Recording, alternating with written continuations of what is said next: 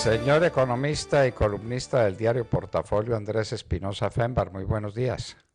Buenos días, Fernando. Un saludo a su equipo de trabajo y, por supuesto, a los oyentes de La Hora La Verdad. Bueno, explíquenos cómo ese producto que yo puedo comprar en cualquier almacén de asuntos agropecuarios, pues no en un almacén de telas no me lo venden porque están dedicados a otras cosas, pero yo Roundup puedo conseguir en cualquier parte y se utiliza en todos los cultivos lícitos de Colombia. ¿Por qué es maldito si se trata de utilizar en contra de los cultivos de coca? Explíquenos usted. De la forma más sencilla, el glifosato es un herbicida matamalezas. ¿Qué son las malezas? Las malezas son plantas indeseables porque compiten con nutrientes y por el agua con los cultivos lícitos. El glifosato se usa básicamente para tres cosas. Obviamente, en el tema agropecuario, al cual volveré más adelante, para mantener vías férreas, carreteras, surcos, porque definitivamente mata malezas, precisamente como he mencionado, y adicionalmente a eso, porque sirve en Colombia como el principal elemento de una lucha frontal contra los cultivos ilícitos. Volviendo al tema agrícola. En el mundo, el glifosato se utiliza desde 1980 de manera extensa en más de 100 productos. 160 países tienen aprobado el uso del glifosato con el propósito de apoyar sistemáticamente el agro de cada país. Decía recientemente el secretario de Agricultura norteamericano, Sonny Perdue, que cómo vamos, se preguntaba él, a alimentar a 6 o 7 mil millones de personas si no es con glifosato. El glifosato es fundamental en las economías agrícolas tropicales y desarrolladas. En las desarrolladas, pues está el invierno que se encarga de hacer una limitación natural de las malezas, pero en países tropicales como Colombia, el glifosato es fundamental para tener agricultura. Y voy a poner un par de ejemplos para que se entienda claramente. Si uno tiene un cultivo de papa, antes de cultivar la papa se requiere el uso de un herbicida como el glifosato. ¿Para qué? Para que no haya malezas cuando se siembre la papa. Igual pasa con el arroz o con el maíz. ¿Por qué? Porque si la maleza compite con los cultivos mencionados, pues naturalmente no va a haber un resultado suficiente para alimentar ni a los colombianos ni al mundo entero. Ahora bien, el glifosato también sirve como, y esa es la magia que tiene, como madurante en la caña de azúcar. Se utiliza en la caña de azúcar como un madurante y permite un crecimiento adicional de un 20 o 30% de la caña, la cual, por supuesto, al crecer tiene más sacarosa, genera más azúcar y genera mayor rendimiento. Entonces, además de que es un herbicida matamalezas, es además madurante en el caso de la caña de azúcar. Tomemos el café, el cultivo nacional por excelencia. ¿Para qué se utiliza el glifosato en el caso del café? Para mantener limpia lo que se llaman las calles, por donde van las chaporeras para recoger, donde van los recolectores para recoger la pepa roja que produce el mejor café suave del mundo. Si el glifosato, esas calles, denominadas así porque por ahí van los recolectores, precisamente como mencionaba, se llenarían de maleza y no sería posible recoger el café. Y así con los demás productos, en el mundo, con la soya, por supuesto, con los frutales, y especialmente en un país tropical como Colombia. En otras palabras, sería prácticamente imposible tener agricultura comercial sin la aplicación de un herbicida de amplio espectro, eficaz y económico como es el glifosato. Ahora, en el caso de Colombia, también sirve para, como una matamaleza, en este caso, para ponerle coto, punto final, a los cultivos de coca. Esa es la realidad. ¿Por qué es así? Desde 1986 en Colombia se utiliza como parte, o se utilizaba, porque veremos que está suspendida su aplicación, se utilizaba como parte de los programas de erradicación forzosa de cultivos ilícitos.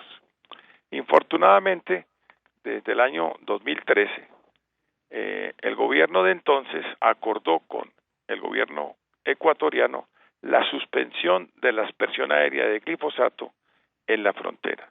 Se estableció una cesión de soberanía entonces de 10 kilómetros para que no se pudiera asperjar glifosato en esa zona. ¿En Hoy qué año día, lo repite? ¿En qué año, doctor Espinosa? 2013. En 2013 se 2013. hizo un acuerdo secreto entre los dos gobiernos que después salió publicado, donde se prohibió la aspersión aérea en una franja de 10 kilómetros. Naturalmente, el resultado de esta suspensión, que no tuvo ninguna base científica, fue que se aumentó a 46.000 hectáreas, que es una cifra superior a la que tienen Perú y Bolivia de manera individual de los cultivos de coca. Igual ocurrió en el Catatumbo 2 años después. Se suspendió la aspersión aérea y naturalmente las zonas cocaleras más grandes del país y del mundo son las zonas fronterizas con Ecuador y con Venezuela. En mayo del año 2015, el IAR, que es el Instituto de Investigación Científica contra el Cáncer, dictaminó que el glifosato debe ser clasificado como de categoría 2A, como probablemente cancerígeno. Ahí están clasificados también los secadores de pelo, las bebidas calientes y la cocina con aceite hirviendo. Naturalmente, esto no se le dijo al país. Esto lo motivó mucho el Ministerio de Salud de la época, en el año 2015, con el propósito de lograr la prohibición de la aspersión aérea. Finalmente, en septiembre, octubre de ese año, el Consejo Nacional de Estupefacientes decidió suspender de manera indefinida la aspersión aérea con glifosato de cultivos ilícitos. Posteriormente, en 3 ocasiones, la Corte Constitucional, sin tener en cuenta los diversos estudios que voy a mencionar ahora, decidió prácticamente prohibir la aspersión aérea con glifosato. La Corte Constitucional no tuvo en cuenta que numerosos estudios publicados de manera posterior a los realizados por la IARC, que hace parte de la Organización Mundial de la Salud, habían establecido que el glifosato no tenía ninguna relación con el cáncer. Es más, estos estudios comprobaron que ninguna exposición de glifosato planteaba problemas para la salud humana o para el medio ambiente. Varios estudios hechos posteriormente, el año 2016 en adelante, por parte del Instituto Federal de Análisis de Riesgo de Alemania, la Autoridad de Seguridad Alimentaria Europea, la Agencia Regulatoria de Manejo de Plagas de Canadá, la Comisión de Seguridad Alimentaria de Japón y la Agencia de Protección Ambiental de Estados Unidos concluyeron exactamente lo mismo. Pero aquí lo que hubo fue una ausencia absoluta de honestidad intelectual. ¿Por qué? Porque los estudios posteriores contradecían el estudio inicial que sirvió para que el gobierno y el Consejo Nacional de Estupefacientes y posteriormente la Corte Constitucional prohibieran la aspersión aérea de glifosato. Estos estudios eran a favor. ¿Por qué? Porque dictaminaban con claridad meridiana que el uso del glifosato no tenía ningún impacto en la salud de las personas, no tenía ninguna relación con el cáncer y no afectaban el medio ambiente. Pero no contento con ello, es necesario mencionar que hace menos de 30 días la Agencia Ambiental de los Estados Unidos, la EPA, dictaminó que el uso de glifosato no tenía ninguna afectación para la salud humana ni para el medio ambiente.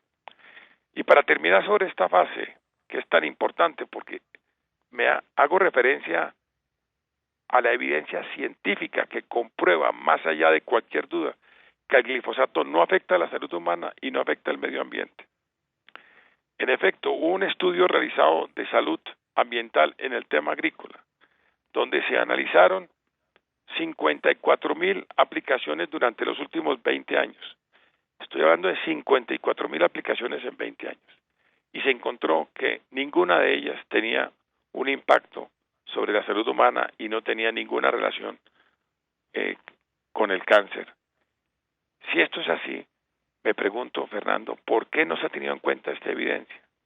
¿Por qué se han acomodado en una publicación que se hizo en mayo del año 2015 y se han quedado ahí? Y las evidencias posteriores que contradicen esa original de la Organización Mundial de la Salud, que ha sido rebatida por las principales agencias regulatorias a nivel mundial, no ha sido tenido en cuenta. ¿Por qué? ¿Será realmente que hay gente aquí que quiere que el glifosato no sea una realidad? Que no se pueda asperjar el glifosato, que no se pueda utilizar el glifosato como una de las principales herramientas, no la única, pero sí parte integral de una política de erradicación de los cultivos ilícitos. ¿Será que quieren hacer lo mismo que quieren hacer con la extradición? ¿Prohibirla? Ese es el camino que tenemos, porque, Fernando, seamos claros, en el mundo entero, en 160 países se usa el glifosato y no hay queja alguna sobre este asunto. Si es bueno para agricultura, ¿por qué, siendo un matamalezas, no es posible utilizarlo para la aspersión aérea de cultivos ilícitos? ¿Por qué no podemos hacerlo? Colombia no sería un país viable si llegamos a coronar 300.000 hectáreas de cultivos de coca con 2.000 toneladas métricas que producirían cerca de 20.000 millones de dólares al año. Colombia no es viable. La corrupción que se daría, la compra de votos, las elecciones nacionales y regionales, estarían involucradas de manera clara y concreta por algunos, los carteles mexicanos, los carteles que componen las mal llamadas disidencias de las FARC, el Ejército de Liberación Nacional, las bandas criminales, que quieren desde hace años convertir a Colombia en un narcoestado. No podemos permitirlo, Fernando. No podemos hacerlo. Y no estamos demasiado lejos de esas 300.000 toneladas y de esa tragedia. Y mientras tanto, seguimos discutiendo boberías en la Corte Constitucional. Unos mediocres abogados hablando como si fueran excelentes en materia de biología y de tecnificación moderna del campo. En el campo, en todo el mundo se usa el glifosato. Y me están diciendo por ahí que lo usan también los cultivadores de coca para tratar de defenderse de la maleza que nace en los campos de coca y que es tan peligrosa para que la coca no tenga desarrollo adecuado. Me dicen también que el Roundup es muy famoso en esos lugares. En todo caso, el Roundup, que sirve para todo. Recuerdo en los campos cafeteros, sin Roundup no había caso, porque terminada la cosecha, cuando no hay un jornal que pueda aplicarse al combate contra la maleza, los cafetales se vuelven intransitables por la maleza que los asalta. ¿Con qué se combatía? Con el glifosato y con los campesinos que se echan al hombro lo que llamamos allá un cacorro, y con ese cacorro riegan glifosato por todas partes. Y ese es el nombre que se le da en todo el campo colombiano. Usted no vaya y no pregunte por otra cosa distinta, porque no le dicen qué es lo que se maneja y qué es lo que lleva adentro. Roundup para combatir la maleza que se traga los cultivos lícitos, los cultivos de los que podemos comer y con los que podemos aspirar a darle comida a mucha parte del mundo.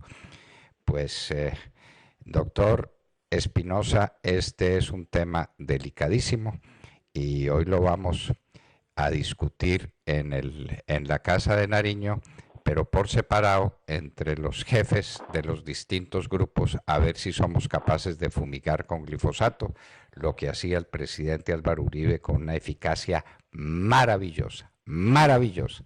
Y los resultados del gobierno hubieran sido todavía mucho mejores si no hubiera habido cierta condescendencia en las fronteras, que usted habla del 2013, pero desde muy atrás los ecuatorianos estaban pidiendo que les dieran ese espacio de 10 kilómetros de profundidad sobre toda la frontera para que no hubiera glifosato. Ellos estaban influidos por las FARC y las FARC sabían muy bien que la fumigación es la única herramienta eficaz y válida para combatir sus cultivos. Doctor Andrés Espinosa Fembar, muchísimas gracias por esta excelente presentación. Le agradezco mucho por la llamada y un saludo a todos los oyentes.